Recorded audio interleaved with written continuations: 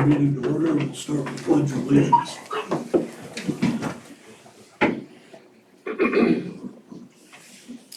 I pledge allegiance to the flag of the United States of America and to the republic for which it stands, one nation, under God, indivisible, with liberty and justice for all.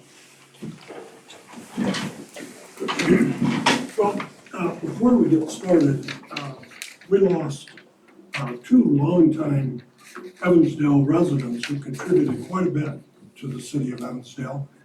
And Sandy has agreed to speak briefly to both of them.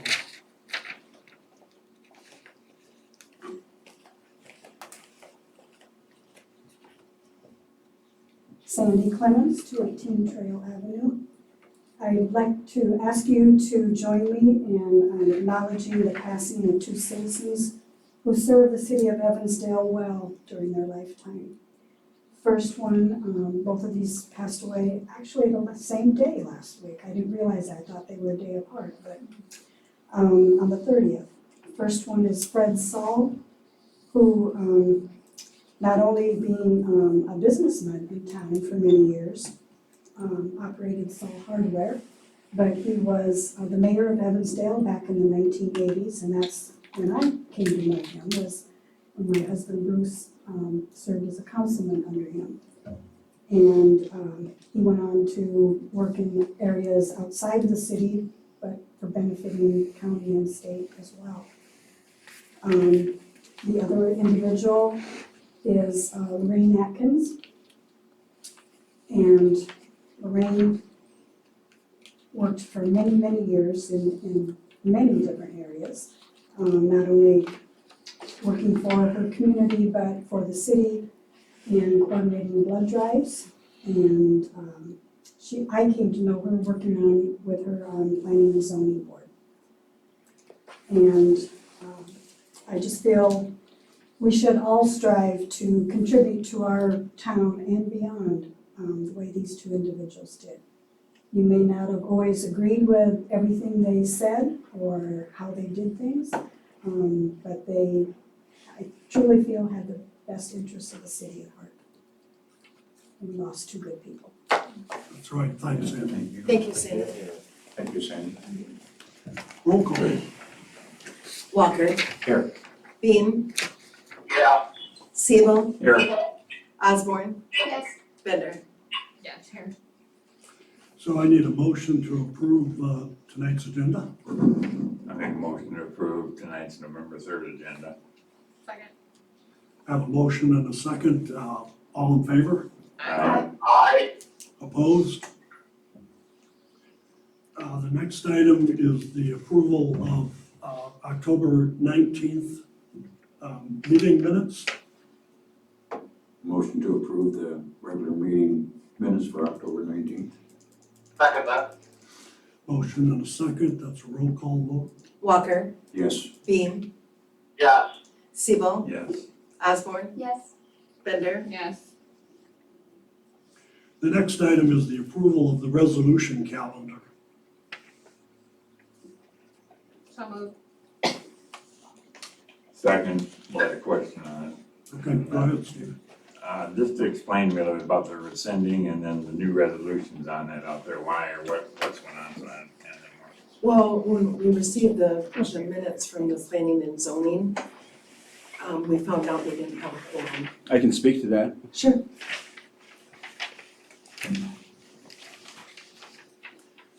Jeff Bergman, 319 River Forest Road. I'm on the Planning and Zoning Committee as the minutes secretary, and was misunderstood about what the quorum was supposed to be at that time. And so moving forward, we'll have that corrected. But we went through all the motions and then approved it to go to the council. And then I found out that we didn't have the quorum, so we just had to do it over. Okay. Any questions? And I was at that meeting, so I have to take blame for not delaying that vote. But I actually thought that Yeah, we had we three. could just ride roughshod over the regulations, but it turns out we couldn't. Okay, good. I personally apologize, and moving forward, we'll make sure that doesn't happen. Oh, no, we didn't take offense to it at all. No, thanks for the explanation, I appreciate it. You bet. Thanks, Jeff. So we got it resolved and it's back on the agenda. So that's a roll call. Walker, Yes. Beam, Yes. Siebel, Yes, Osborne, Yes. Bender. Yes. The next item is a request to have the mayor enter into an agreement with Mid-American Energy for the electric installation at Eagles Landing. I'll make a motion to approve the electric for Eagles Point from Mid-American Energy. second, third. Motion and a second, all in favor? Aye. Opposed? So the next item is related to that, for the agreement for the light poles I in the just, Eagles Landing. can I, sorry, I just have a few questions about the Mid-American bill, or the agreement. Okay. I'm sorry, I'm off when I'm supposed to ask it. And I talked to Dan a little bit about this, but I just wanted to make sure that on the agreement, there's a bolded part on, I don't know what page it is, but it's on 9C, and it just talks about the conduit. And I wanted to make sure that our current contractors have installed that, and if not, are they going to? And then, because it's bolded saying that, you know, we need to have that installed because Mid-American's not gonna do it. And then, it also talks about if Mid-American has to do any of that, you know, and it gets into winter time, they're gonna cost extra, so maybe if they haven't installed it, maybe we should find out when they're going to, and, You know, though, I think that it basically is speaking to the individual lots. oh, As the businesses start building there, okay, that they're gonna be responsible for their own hookups that way. okay, cool. Yeah, because my understanding is Mid-American will do, as far as the basic installation, everything that needs to be done. Awesome, I read that differently, I think, but, and then with the electric that they're doing, is it just for the first phase, or is it gonna be including the second phase as well? So, like, when they do this first phase, are they accounting for the second phase? Because, you know, like, if there's, like, I don't know, the wiring is gonna have to be bigger, or, you know, for more electric. Yeah, they are aware of that. Because they got all the engineering stuff. Okay. So, yeah, and hopefully, you know, because some of it could be light industrial. So it would need to be three-phase wiring and Mid-American's certainly aware of that. Okay. And then I just have one other question, the funds for this, where are we pulling them from? Because this is additional, right, because this wasn't accounted for? It's still coming out of Eagles Landing funds. We still have enough to pay for this. And actually, what we saved in the contract for the paving and infrastructure for Dave Smith's low bid basically covered the electrical. Now we're hoping it covers the gas. Yeah, I seen that the gas wasn't included, but that's evident in here, so. You know, and we're just hoping that it's 100,000 or less. The electric came in under what we were estimating too, didn't Yeah. Well, it? Lights and electrical work both. Yes. yeah. So I need a motion to enter into that agreement for the We did that already. poles. Oh, I'm sorry. No. I'll make a motion. I'll second that. Motion and a second for the light poles. All in favor? Aye. Aye. Opposed? Good. I'll sign those immediately. We want to get started. So the next item is a request to enter into an agreement with McClure for the rehab specs on the lift station in Michigan. I had talked to Deanne, I just thought it was a little high engineering fees, but she got it explained, the percentages per dollar, so I don't have a problem with it now, I came up and talked to her, so I'd make a motion to approve that agreement for engineering fees for the Michigan lift station. I'll second Have a motion and a second. All in favor? it. Aye. Aye. Opposed? So the next item is from the police chief for taser cartridges. And Mike's here if anybody's got Is any. that an annual thing, Mike? Well, so Officer Newman is our officer who's certified and kind of takes care of our taser program, if you will. And it came to our attention that the tasers we currently are carrying expired back in 2019.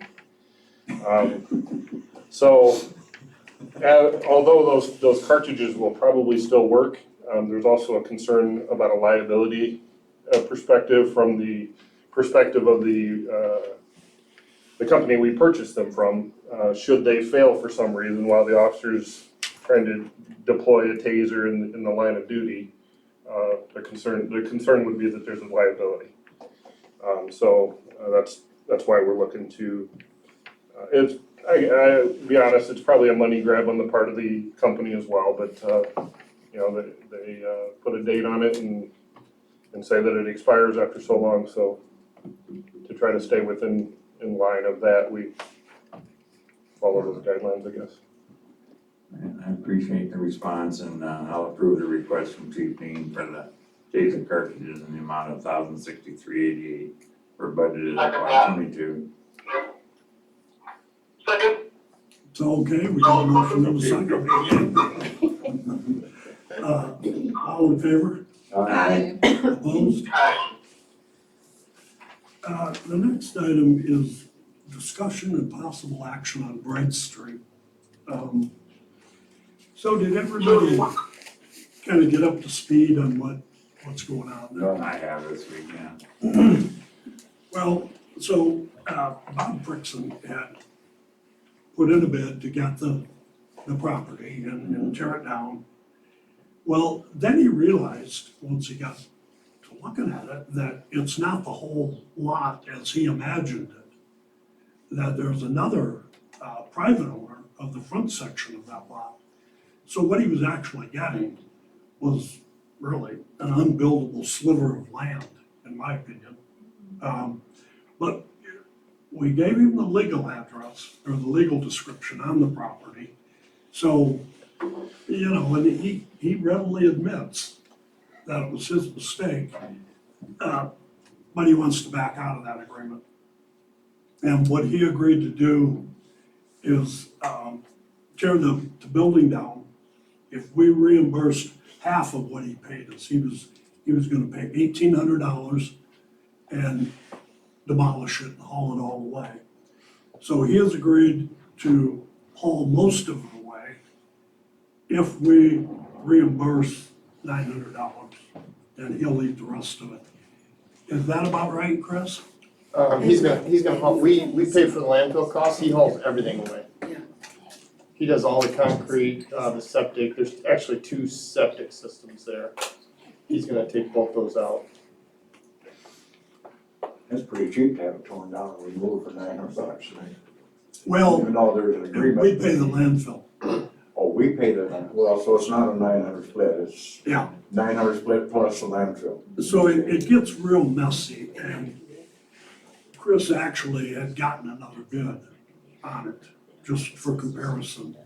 And what was that one, Chris? I think it's an invoice 2,500. packet, but 2,500 and we still pay for the landfill cost, and my crew would actually have to take out all the concrete in the septic tank.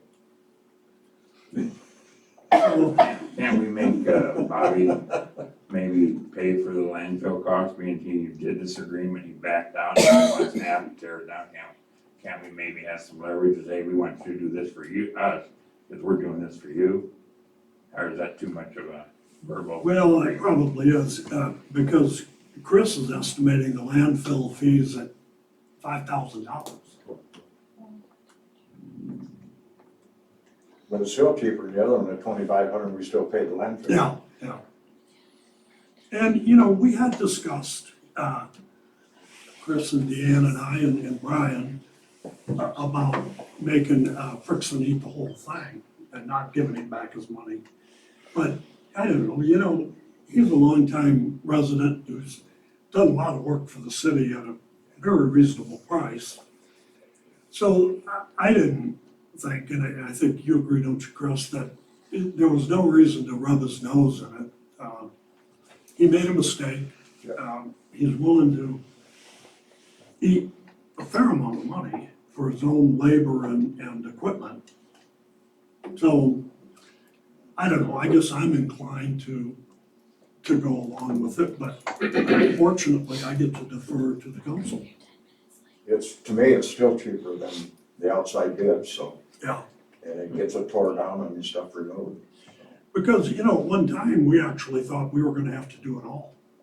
That we would have to tear it down and clear it and then sell it for whatever, 10 cents a square foot or whatever we charge. Can you just clarify what it says? City will reimburse Frickson $900 of the $1,800 initial payment agreement.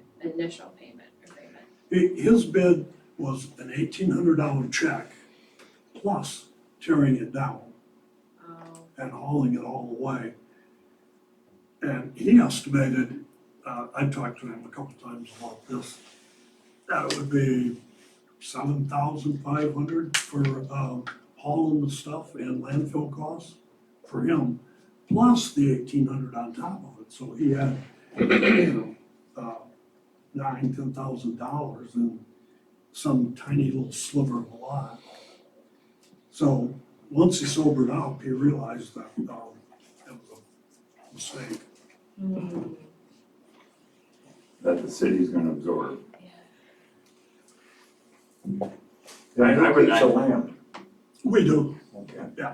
I would like to know, we can't get any kind of estimate of what the dump fee actually is until we're there with the loads.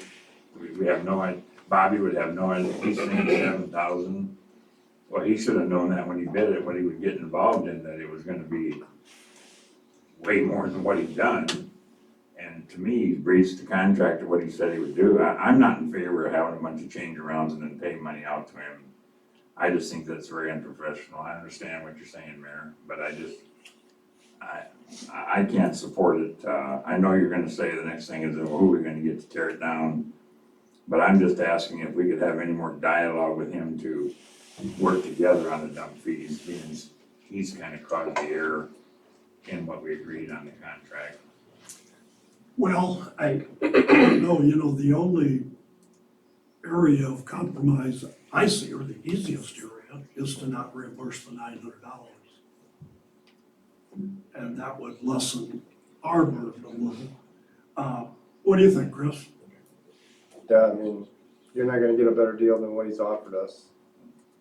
I think the first time he digs into one of our broken water mains, you're gonna pay the $900. I mean, we gotta look at facts.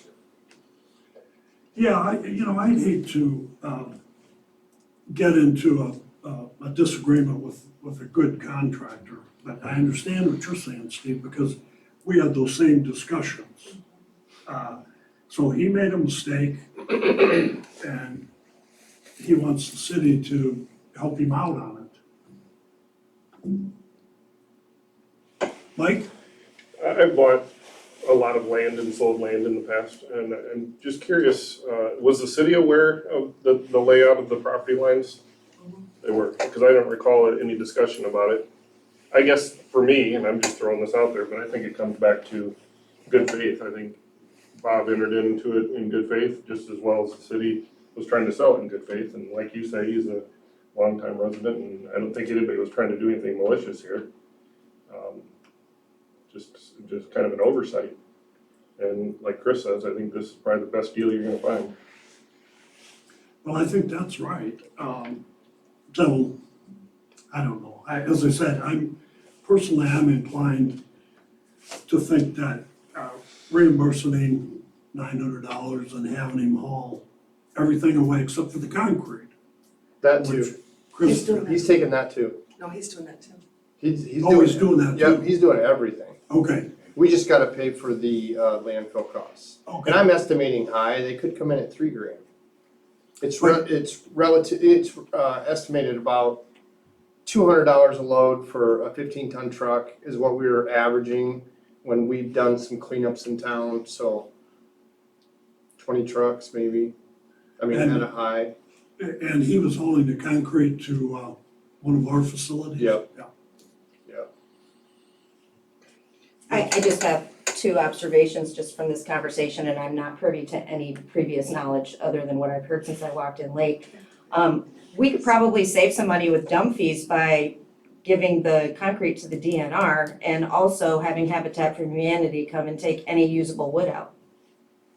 Fixtures, wood, Habitat for Humanity, or even the Restore. Well, Having there to work. it's pretty landfill bad. material. Okay, well, the concrete could still be used for river rehabilitation in some places as well. Yeah, well, so the city recycles it and uses it Okay. as needed.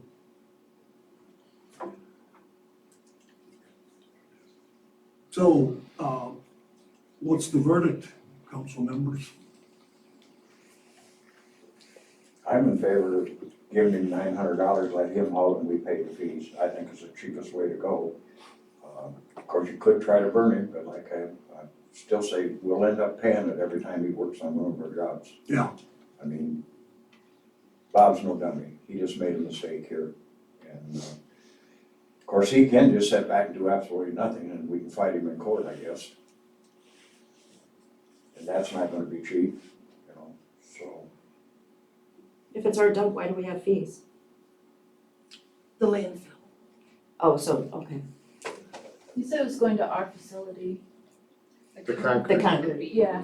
So it shouldn't charge us any, we shouldn't have to pay anything for that. Not for the concrete portion, Okay. no. So, you made a motion, Jen? I can make a motion Okay. to Okay.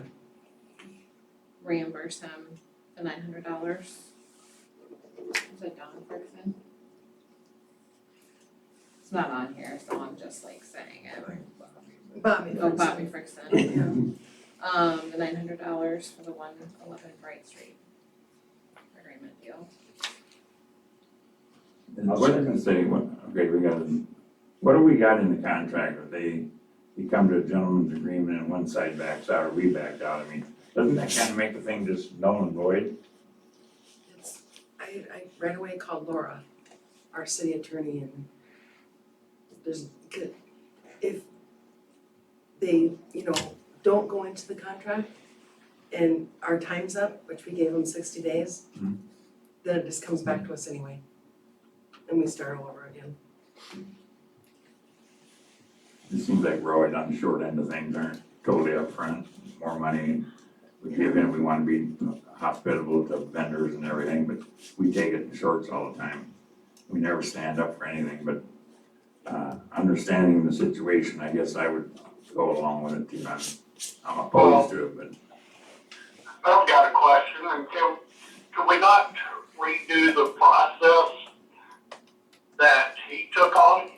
In other words, can we put it out there that we're looking for somebody that possibly might want that property or use that property?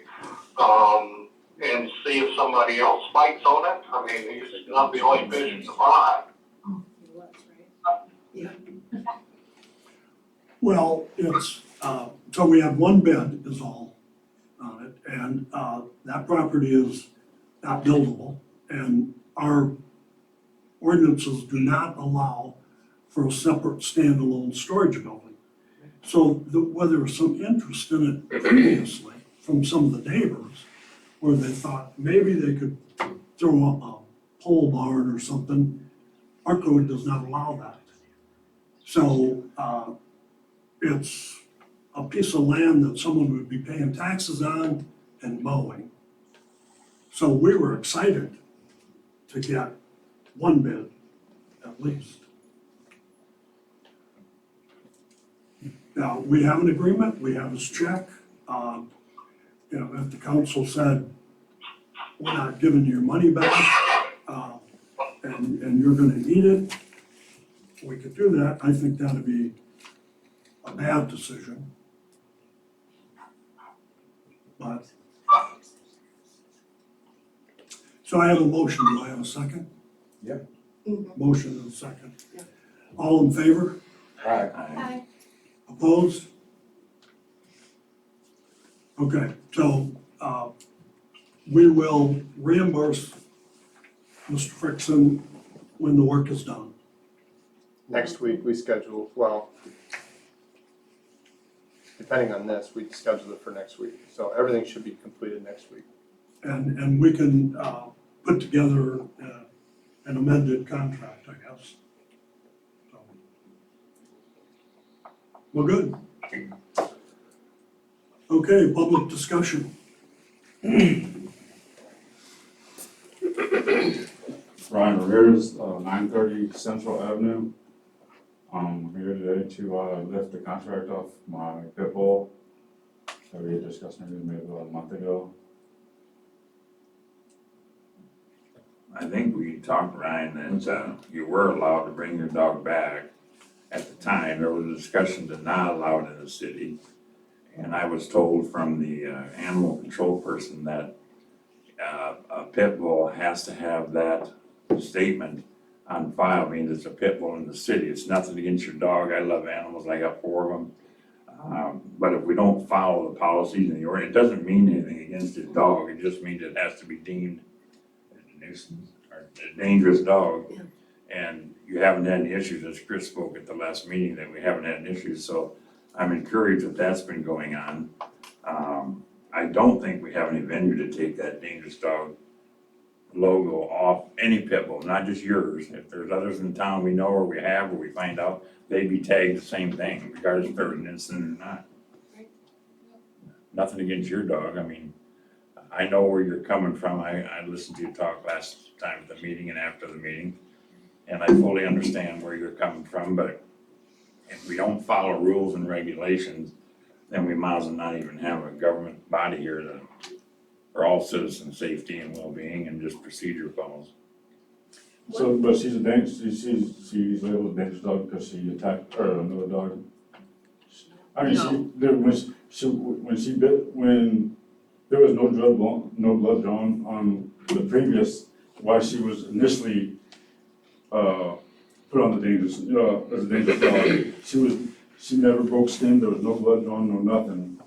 So I don't know how, We had a pit bull too at she's one being point. dangerous, I guess, I don't know. We had a pit bull too at one point, and the pit bull was also considered a dangerous dog.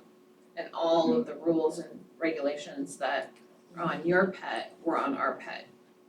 So it's no different. And what you could try to get the council at some point to have a discussion about whether that continues for all pit bulls in this area.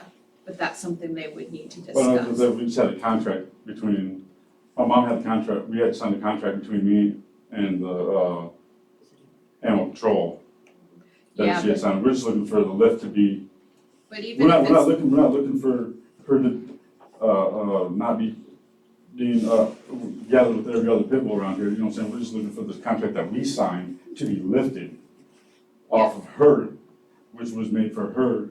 Especially, it wasn't made for all the pit bulls around here, it's made for, the contract we signed was just for her. it was in just for general. her, but my understanding was that everything on that contract pertains as well to every other pit bull. So it's nothing, there's really not anything that you should worry about. I mean, but like I said, it's something that the council could discuss in future date about whether or not that would continue for all pit bulls in the community. Alright, let's go. Anyone else? Let's go. Good job.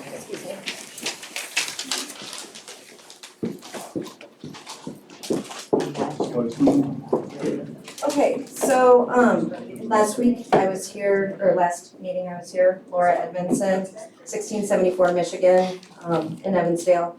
And I discussed my concern with the trees and landlords just basically not taking care of their properties in general. I put together a petition, and I've got 46 signatures so far, not including my own. I think I could probably get the last 4 tonight if I tried. I really didn't try very hard to get any of these signatures. It was just a matter of talking to people that were outside working in their yards and how they felt. They educated me. My concerns were not as vibrant as some of theirs. Some people were really upset that the Emerald Ash Borer didn't institute a greater action in force in tree ordinances in general. People were upset about bugs, not just the Emerald Ash Borer, but bugs that are hanging out on dead trees. People have had problems with ticks in their yards and poison ivy growing up neighbors' dead trees as well. And so that just creates more problems. My petition states that, I'm not gonna read it all to you, I'll give you guys a copy if you guys wanna take a copy. But basically what it comes down to is that hazardous trees being defined as dead, dying, unmanaged trees that jeopardize property, underground utilities, utilities above ground, fencing, buildings, homes, or structures should be handled. And nobody's saying that, we need to go outside and cite everybody, anything like that. But at least for a few years, every 6 months or so, we need to go around from the street, look for dead trees or dying trees that could possibly be hazardous. One of the other things that came up a lot was tenants and rental properties were afraid to sign, but they were also afraid to park in their own driveways because of the widowmakers hanging in the trees above their driveways.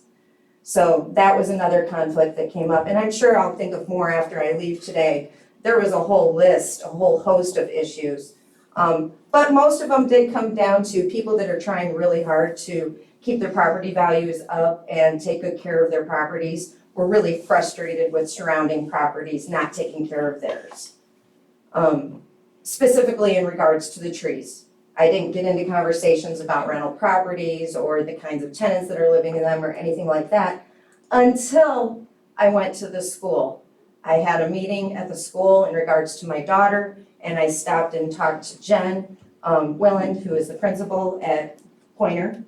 And I expressed to her that Charles Beam, last week, he mentioned to me that 75% of our property is leased or acquired. Is that right?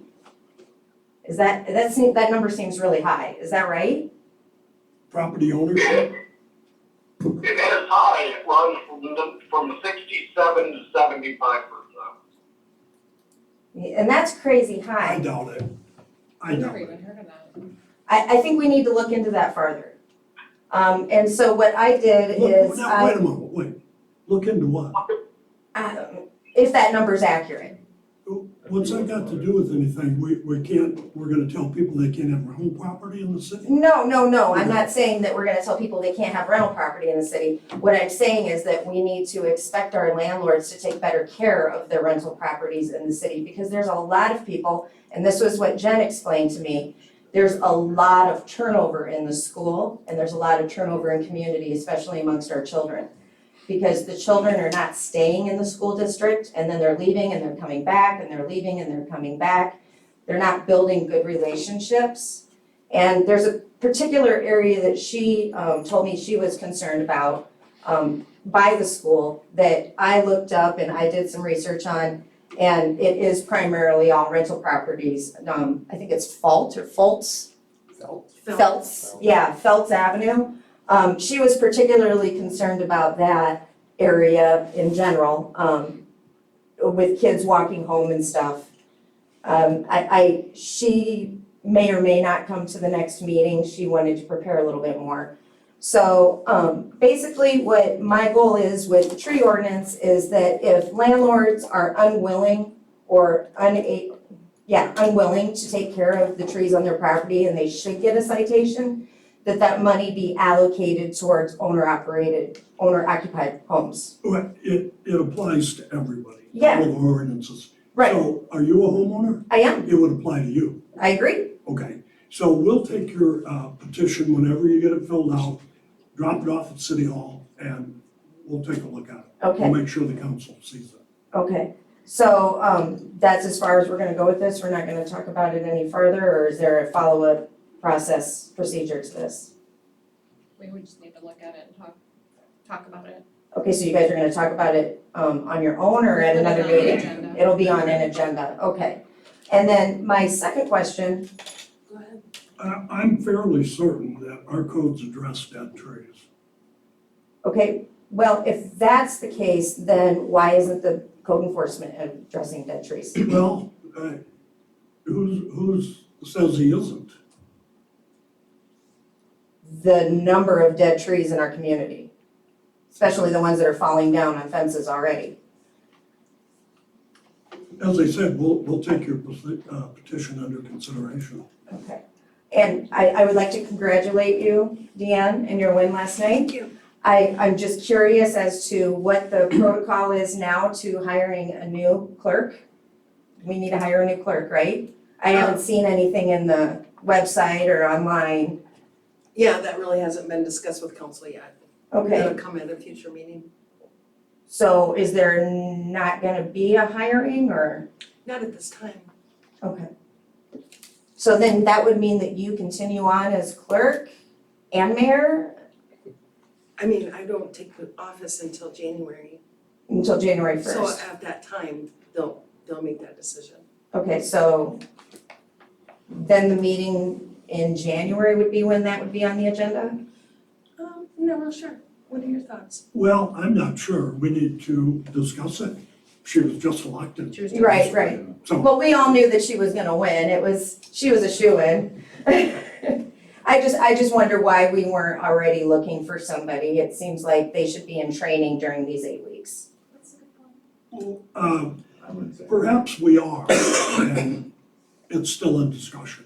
Well, I've been looking at the website where the employment offering is, and there's been nothing on there for some time. So that's what piqued my curiosity on that. I really don't think you can post for a job that isn't available until she's won the Right, election, it has to so. be after she's in office, and then we have a discussion of what we're gonna do or not do, or change or modify or whatever. But that would come after she's in office in January, so I don't know that it would be on the first agenda meeting, but the mayor decides those appointments and things and brings it to us, and we decide yay or nay on whatever comes to us. That would, January would be the earliest that anything would ever come to us for discussion. So then Megan will be the clerk until, She'll be the acting city clerk until someone is appointed. okay. Okay, and then is there anything in our ordinances that, or whatever your technical terms are, that gives you a time limit on how long we can have an acting city clerk? I mean, are there any rules or laws to that? I'm just curious. No, I don't believe so. We're, Okay. Yeah, I know a few people that were interested in the position, so. Okay, and that'd be something you might wanna stop by or Sure, call. sure. It seems strange to me that it wasn't on the website, but, you know, She couldn't put it on before she was elected, that isn't even ethical. Yeah, it's not even a position that's there's not available. even a position open yet. What is that? okay. So then, I'm sorry, I don't understand the protocol. Do I bring this in during city clerk hours then, or do You I can bring it to give you it to me now and right you now. just give me a Yeah. copy? Yes, Can you give me my own copy then? Is that okay? generally we would get an original. Oh, have yeah, here but in can I file. have a copy back of it? Absolutely. Okay, that's all I ask. Absolutely. And you know what, I didn't sign it myself, so let me do that real quick.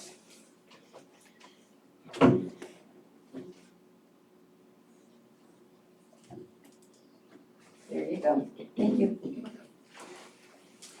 Anyone else have any comments?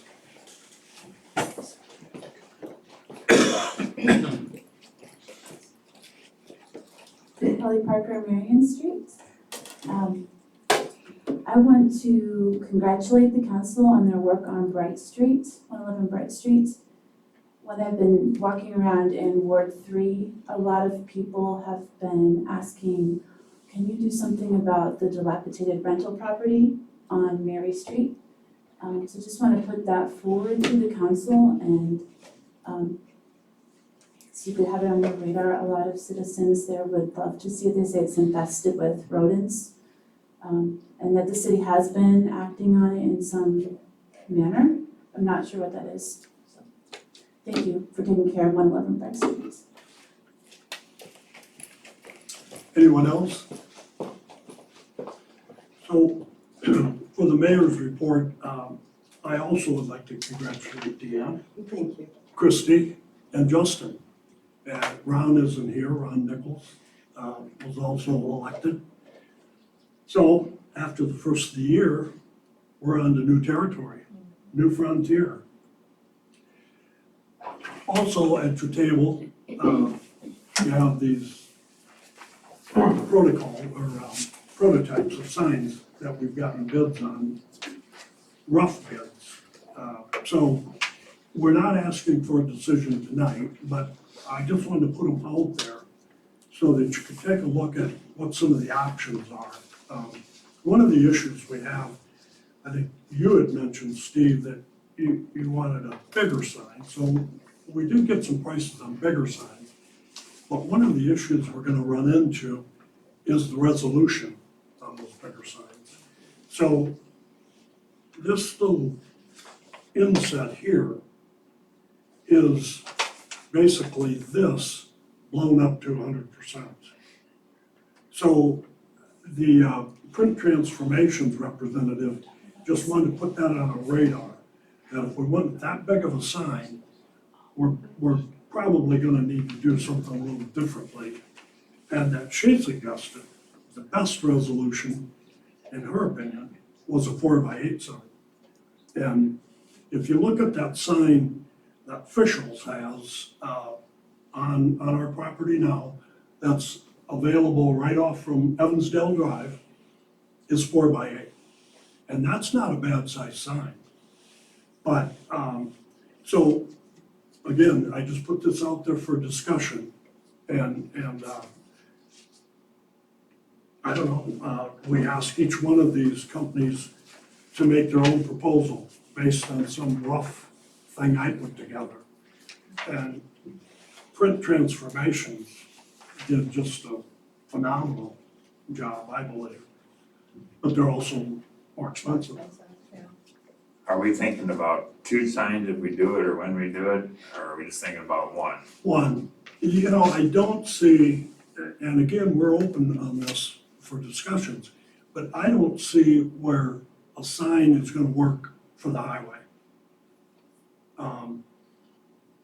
That'll be visible very easily on the highway itself. Oh, I thought we were the. Well, the billboard, yeah, but that's, Deanne's been exploring the options of a billboard. That's a little more than a sign. But yeah, we're looking at that option, but as far as standalone signs, maybe there'd be a spot where you might be able to see the sign, but at 70 miles an hour, you know, it's probably not gonna work to have even an 8x12. So I'm thinking that we'd have Chris Fischel's move his sign and possibly do a big one that's facing the highway for whatever it's worth, because he doesn't have that much information on it. This one, something like this anyway, would have a little more information visually. So that was just my thought on it. And if you have time, I just suggest you take a drive down Evansdale Drive and look at his sign. It's kind of right there behind McDonald's, and it's pretty visible. And it seemed like that'd be the prime spot for a sign, but. So that's just the thought on that. And that's all I have.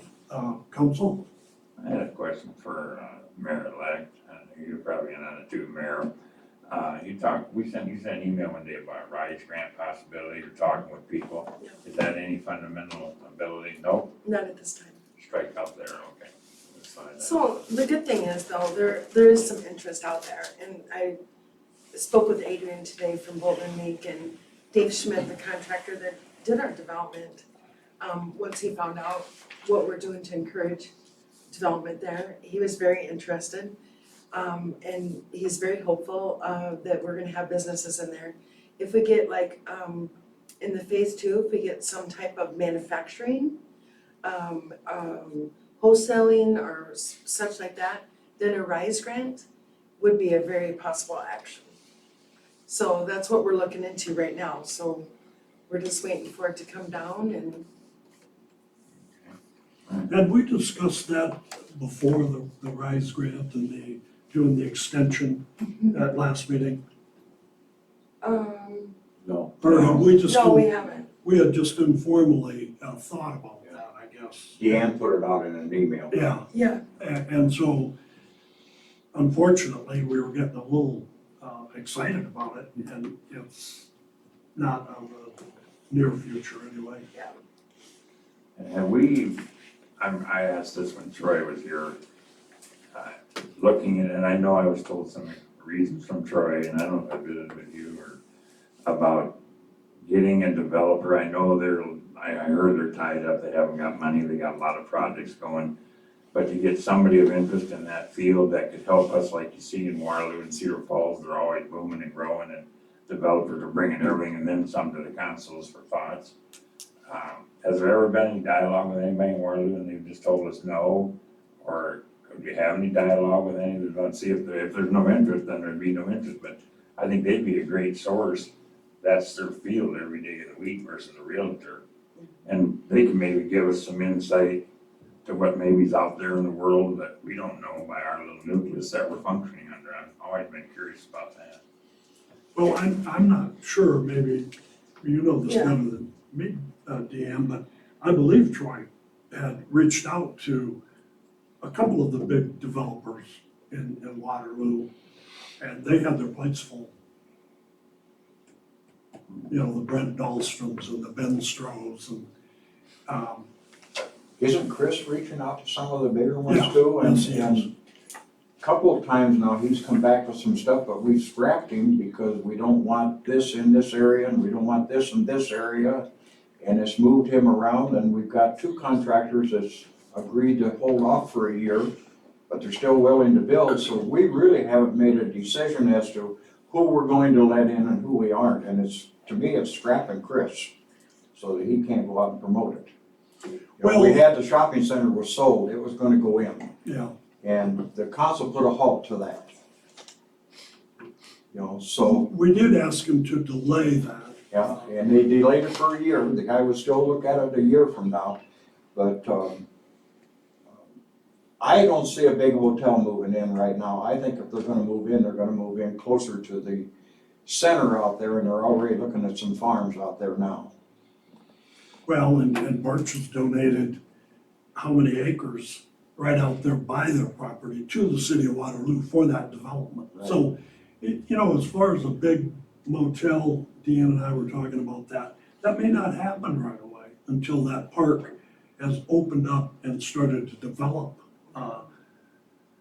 But still, I think, as we were talking about earlier, this council is certainly open to any offers that Chris brings. And I believe, I don't know this for a fact, but I believe Chris is just kind of cruising. Now we've got the street done, we're gonna get the utilities in, we'll be ready to take those offers. So that's what I'm hoping, and Deanne's in regular contact with him. He's not gonna get away from Deanne, so. I like that. I had one other question too, that some citizens have brought to my attention. What is the procedure on private land, like the Family Dollar got a building down there on River Forest Road?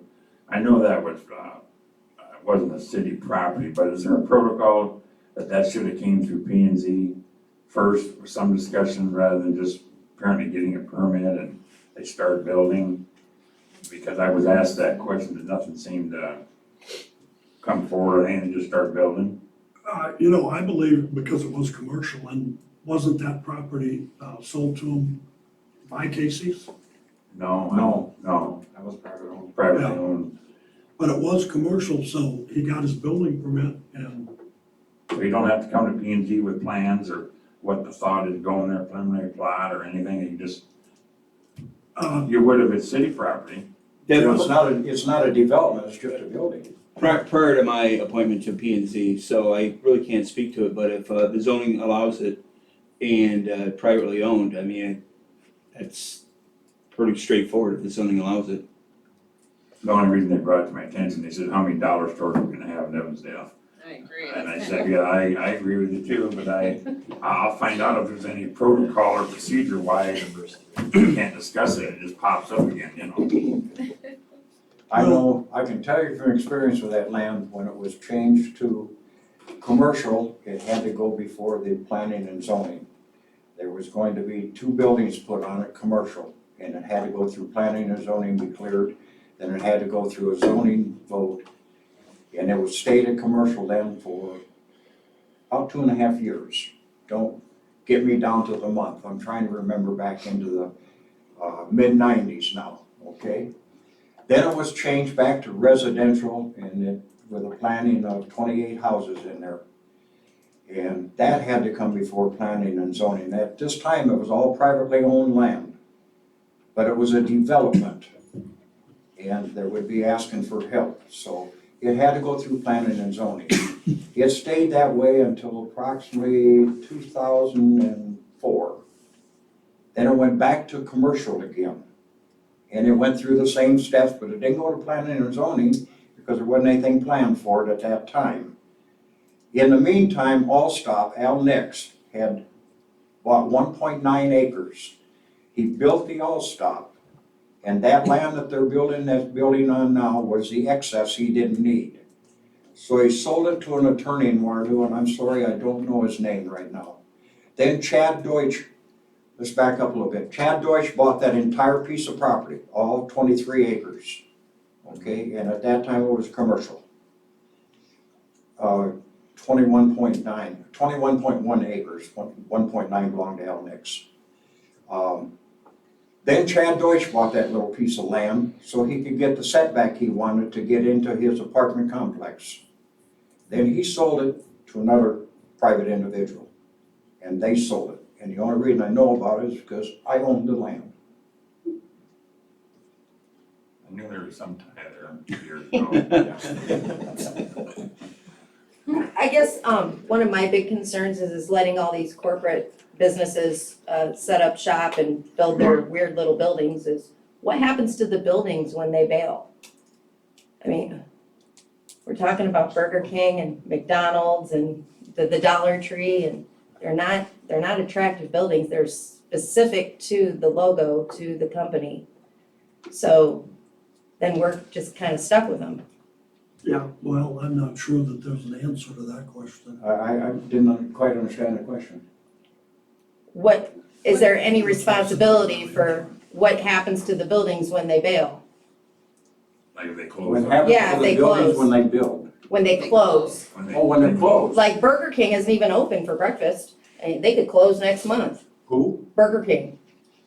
We have none in Evansdale, so I don't know. Well, I'm just putting out, you know, like. Well, we do too, we have a new one in Evansdale now, Yeah. I'm sorry. I'm just Yeah. throwing it out there, you know, that's a very They're specific privately building. owned, it'd be just like your house if you moved out of it, what happens to it? Yeah, but it's hard to sell. No, it didn't. No, it didn't. Property, good property's not hard to sell. Buildings Yeah. just aren't very attractive. Well, they'd have to be Well, torn down and. in a lot of But that times, was Companies would do a that. lot of times, Gene's right, it's the property that's the draw. So a developer could come in, raise the building and put something else entirely up. Yes. Okay, anything else from the council? Do we know if Chad Deutsch owns the parcel on the other side of the street going north? Yes. He does. Owns what? The other parcel on the other side of the road from the Family Dollar. He owns that back to where the gravel is, and that's the guy that lives in the White House across the street. And it's Jeff Dawson's brother-in-law, which don't mean anything, but he owns all that in the back there. And that was the ravine back there that was filled in. It's got gravel on it now, and he put semis and stuff on it now. But the front half was supposed to be the new Fairway store. So it's commercial right now, that parcel. That's commercial up front, and the price on it is $999,999. Let's just raise, let's make it $1 million. That's what the last price I heard on it From was. Chad. Okay, that was my question, Diane. Okay, anything else, then I'll accept a motion to adjourn. You got it. Motion to adjourn. Second. We're adjourned. Dinner time. Yes, it is. Night, everybody. Yeah, thanks, Charles. Hi, Charlie. Charlie's Night. going back to work. I don't want any more, I don't. We end up I can tearing down understand the the houses and. I don't like it, I don't like the Dollar Tree. Sorry, I was not. Well, that's the way it should be. For a minute. Oh my goodness. Yeah, I was kind of wondering about that. Yeah, we'll see. And I kind of wanted It was a pawn shop, I know. It's I remember when you, congratulations. cool. Yeah, yeah. Just the way they're gonna count. That was gonna be.